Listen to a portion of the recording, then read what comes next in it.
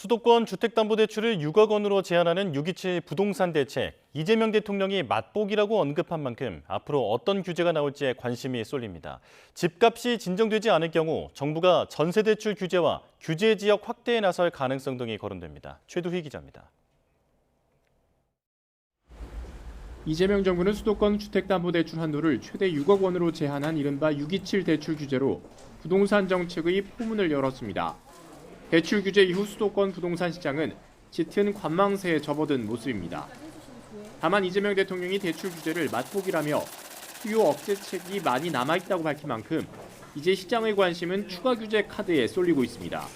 이와 관련해 김윤덕 국토교통부 장관 후보자는 추가적인 수요 억제책을 준비하느냐는 질문에 시장 상황을 보겠다고 밝혔습니다.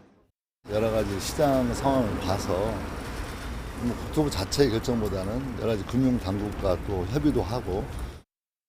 이에 따라 정부가 당분간 대출 규제의 효과를 지켜본 뒤 집값 추이에 따라 수요 억제를 위한 추가 규제에 나설 가능성에 무게가 실립니다. 우선 거론되는 건 전세자금 대출을 총부채 원리금 상환 비율 DSR 규제에 포함하는 방안 등입니다. 다만 전세대출 문턱을 높일 경우 서민 주거 안정을 해칠 수 있다는 우려가 제기되고 있어 보완책이 필요합니다. 이와 함께 정부가 최근 아파트값 상승폭이 큰 지역을 중심으로 토지거래 허가구역 등 규제 지역 확대에 나설 가능성도 점쳐집니다.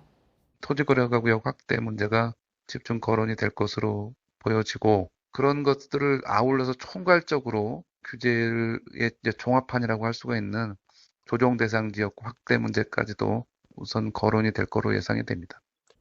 이에 대해 성급한 규제 지역 확대 지정이 시장에 잘못된 신호를 줄 수 있다는 점에서 신중론도 제기됩니다. 무엇보다 수요 억제 정책만으로 집값 잡기에는 한계가 있는 만큼 근본적인 공급 확대 방안이 절실한 상황. 이와 관련해 김 후보자는 신도시를 추가로 만들기보다는 유유부지 등을 적극적으로 활용하겠다는 공급 청사진을 밝혔습니다. YTN 최두입니다.